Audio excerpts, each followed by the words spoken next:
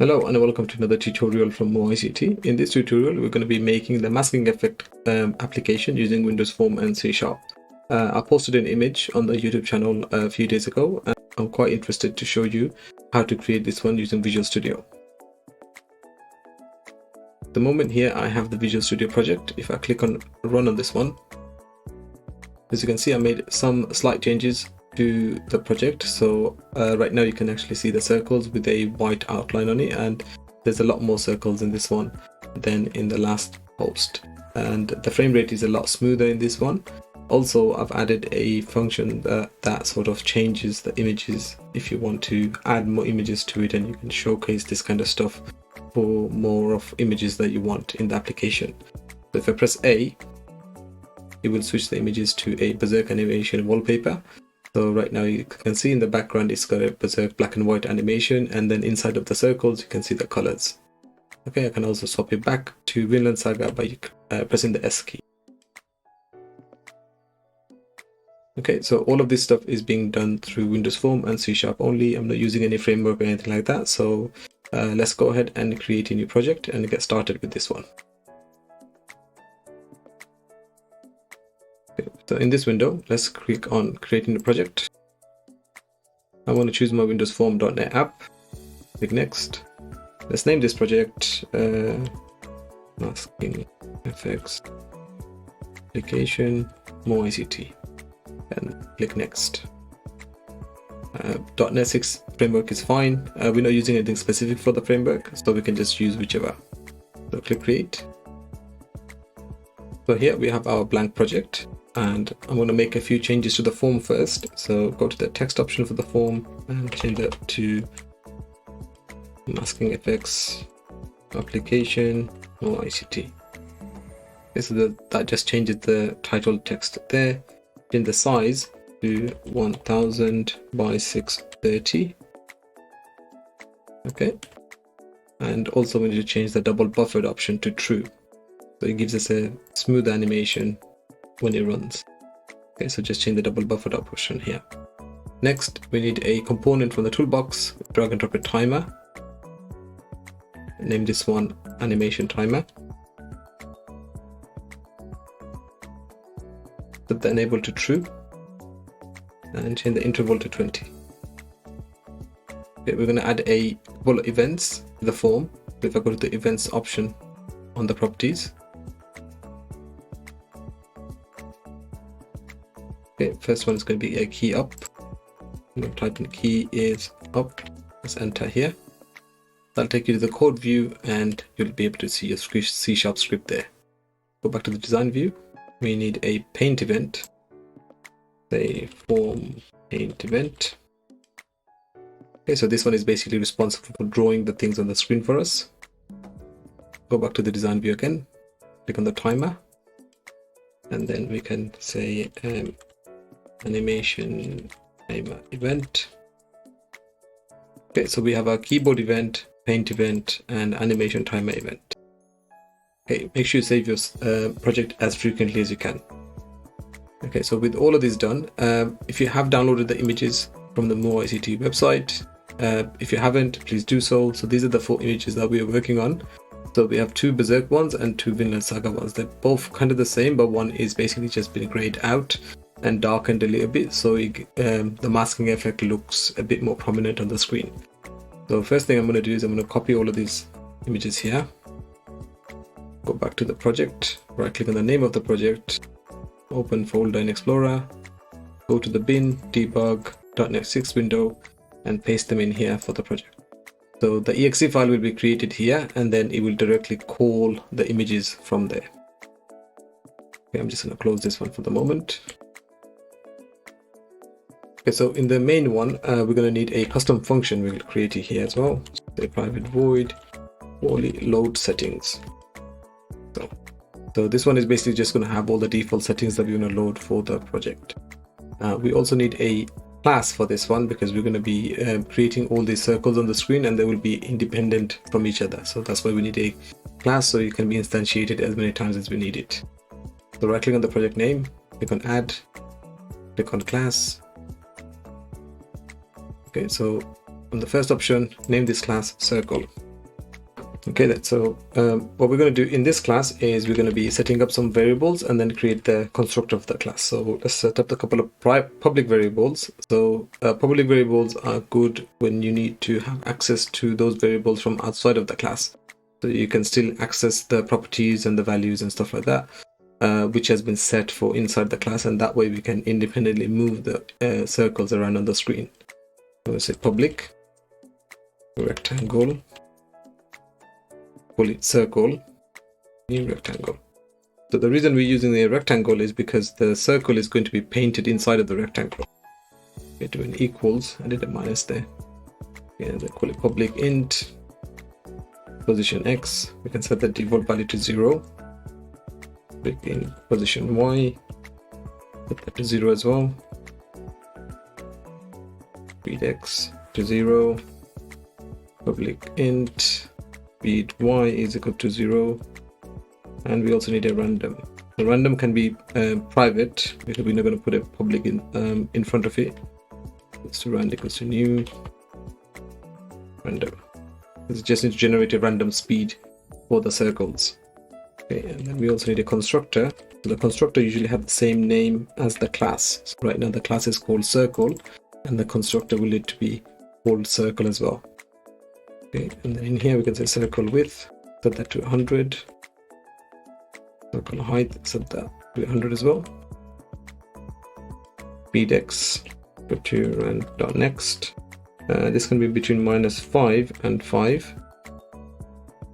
Speed y is equals to rand.next. And this can be between 1 and 5. Okay, so we want the circle to either go left or right, but we want the circles in the y direction to only go down. Okay, so that's all we need for the circle class. Let's go back to the main C# script. Let's create a few global variables here. So right on top of the form1 constructor. So as you can see, the constructor here is called form1, and we are working inside the class that is also form1. So that's why they both have the same name. Okay, so you should put your global variables on top of here. Okay, let's call it bitmap. Background image. So this is what's going to have the colored image assigned inside of this bitmap. We also need a texture brush called texture. We also need a list of circles. So okay, call it circles equals to a new list, and we also need a random.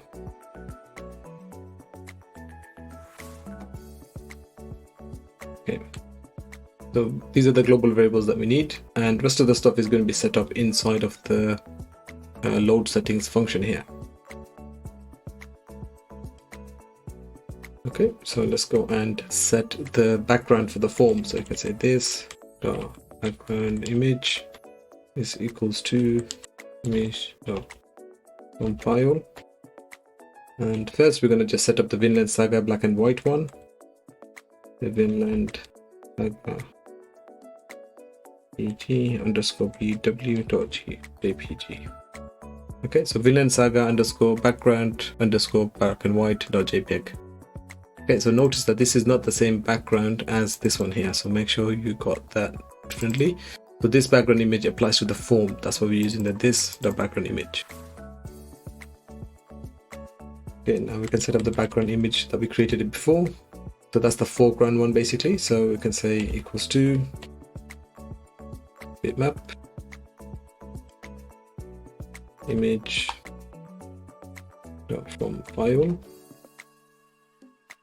and then this is the colored one. So we can say Vinland Saga _pg.jpg, and then in the end of this one we can set to true. So what that does is basically it says that if you can have a use embedded color management, we want to set that to true. So basically let the program manage the colors of the image. Okay, let's set up the texture. So texture is equals to new texture brush, and then pass in the background image inside. Okay, and then we can say texture.wrap mode is equals to system.drawing.drawing2d, dot wrap mode, and you can say clamp, but I'll set it to tile for now, so it actually tiles it up just in case the window's like full screen or something. Okay, so now it just makes a space here, and then I'm going to say point, create a new point here called location is equals to new point, and we'll set an initial value of that to 5 by 5. So it's basically x location for the location is 5 and y is 5 as well. Okay, so what that would do is now we're going to run a loop to create say 10 different circles just to try out first, and then we can increase the number once the app is working. Say 4 int I is equals to 0 is fine, and then less than 10. So if I is less than 10, we want to create more circles. Say circle temp underscore circle is equals to new circle. Okay, so we're creating a new instance of the circle class. Temp circle dot position x is equals to location dot x. Temp circle dot position dot y is equals to location dot y. And then we're going to add that circle to the list. So we can say circle temp circle. No, actually it's going to be circles dot add temp circle. So basically that circle that's been created now with the position x and y is added to the list. And then now we can randomize the location x and location y so they are randomly positioned on the screen. We can say location.x equals to run.next, and that's going to be between say 10 and I don't know if it's an x value, because the width is about 1,000, so we can give that to about 700. It'll be inside the screen. Location.y is equals to run.next between say 10 and 400.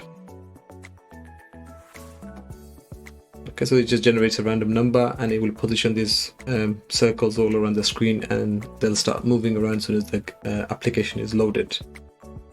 Okay, so this is the load settings one. I'm just going to run this one inside of the home1 constructor. So under the line that says initialize component, make a space here and then just say load settings.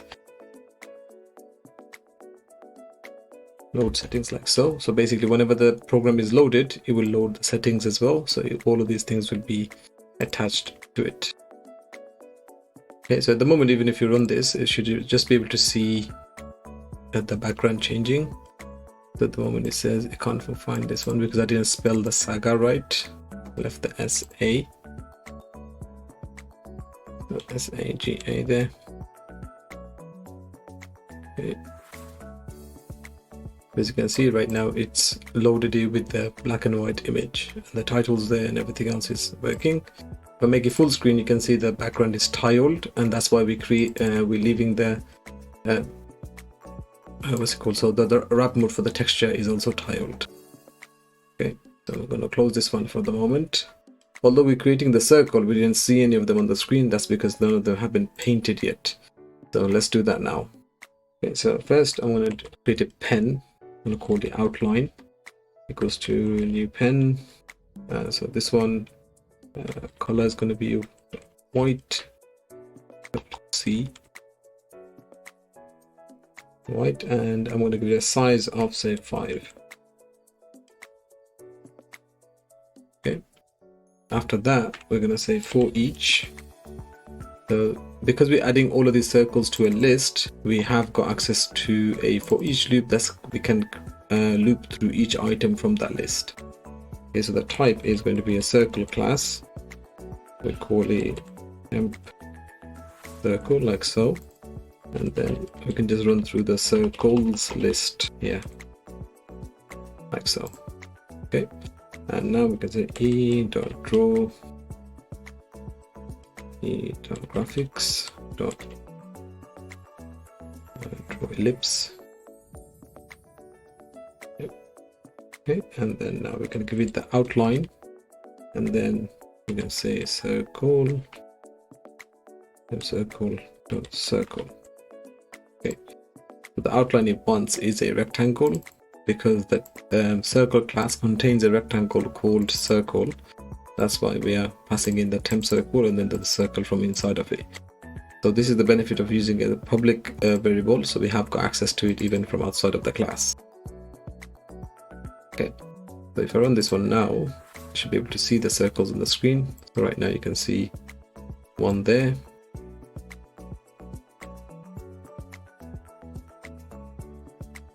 Okay, I think the thickness of it is too thick here. I'm going to change that to 4. Slightly better. I think they're all been spawned into that one location there. I wonder why. We can come back to that a little bit later on, see why that is.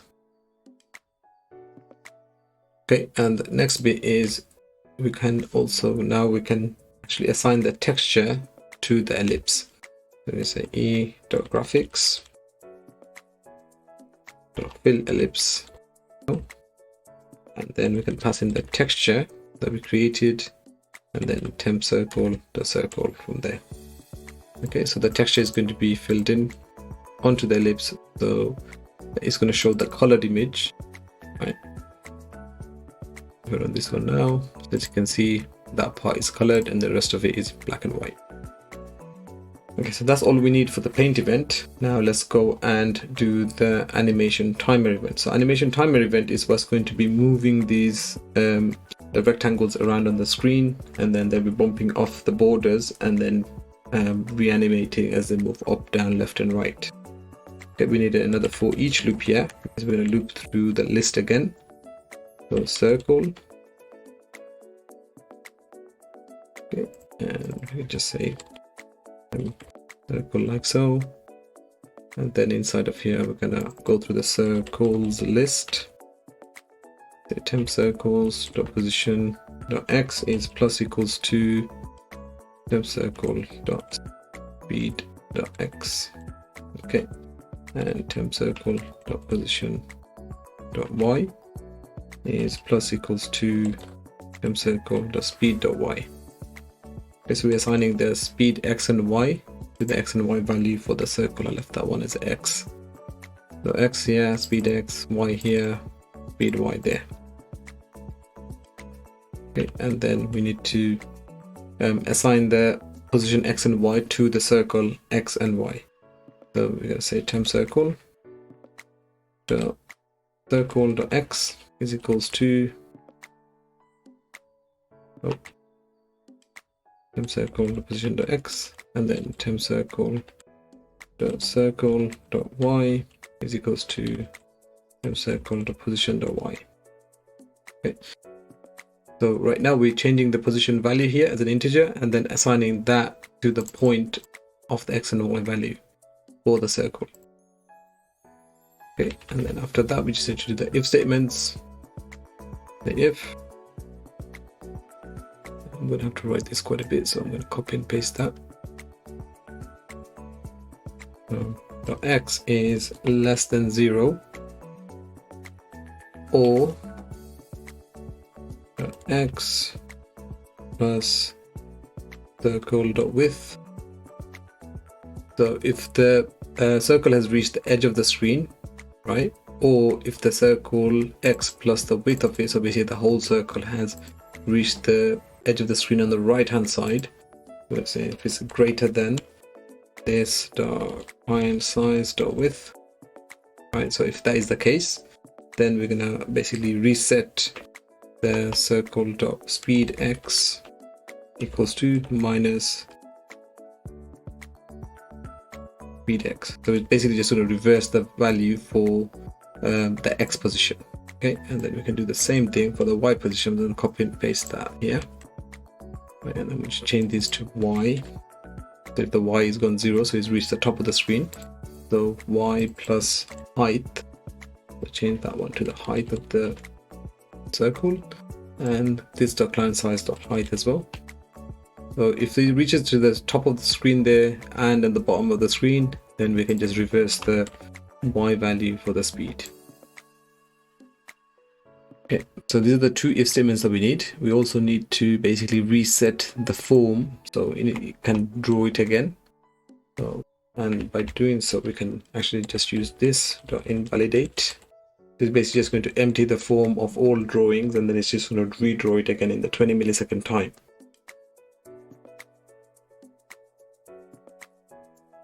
Okay, so we can run this at the moment. And then as you can see, the 10 circles are now appearing, and then you can see the little colors that are popping up from inside of it, and it's moving around quite smoothly on the screen. And that's thanks to the double buffered, because without the double buffered, the animation is quite choppy on the screen. Okay, that's great. So let's go ahead and increase the numbers now. So if we increase the number to say 60, as you can see, you can get more bubbles on the screen, or more circles on the screen. You can still see through the colors and the background and everything.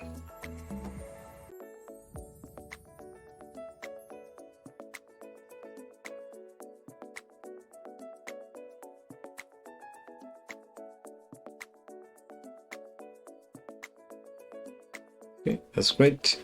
Now let's do the bit for the keyboard.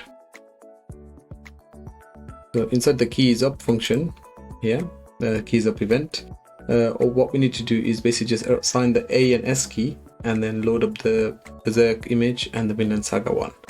So let's do the Vinland Saga one first, and then we can just copy and paste that over. So I'm just going to copy these 3 lines here from the load settings function. So the one that says this background image, and then background underscore image for the circles, and then the texture one. Okay. I'm going to take these, and I'm going to, inside the keys up function, I'm going to say if key.keycode is equals keys.a. So if the A key is pressed, we can load up the Vinland Saga one. I'm just going to copy and paste these 3 in here. Okay, and then we can say if again key.keycode with keys.s. Sorry, I think I've said if the keys are pressed, but if the keys are released basically. So if the A key is released, then we're going to change it to the Vinland Saga one, and if the S key is released, then we can change it to the Berserk one. So the Berserk one's images is also JPEG, but the name is Berserk, okay, underscore BW, so underscore for black and white, and then the colored one is just called Berserk, like so. Okay, so we have the background image set to the black and white one, and then the foreground or the background image for the texture is set to the colored one, and then the texture is being applied here. Okay, so that's all technically we need for the key is up event. I'll run this again. So initially we'll load up with the Vinland Saga one, and then when you press S, it will just swap to the Berserk one.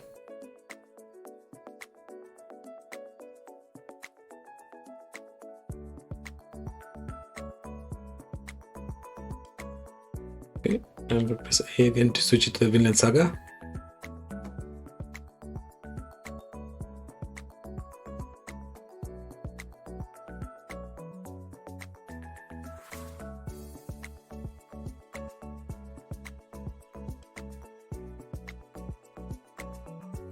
Okay, and one of the other things, if I go maximize this screen, as you can see the background is tiled, right? So the reason we kept the wrap mode as a tile is because if you want to use it in a full screen mode, you can do, and it will simply display the images as it is on the screen. But if you keep it as a clamp, it's basically just going to display the images from one of them. Okay, so it's not going to repeat the background image, so the rest of them will just show an outline with the black and white background behind them. Okay, but if you keep it as a tile, then yeah, it basically does that.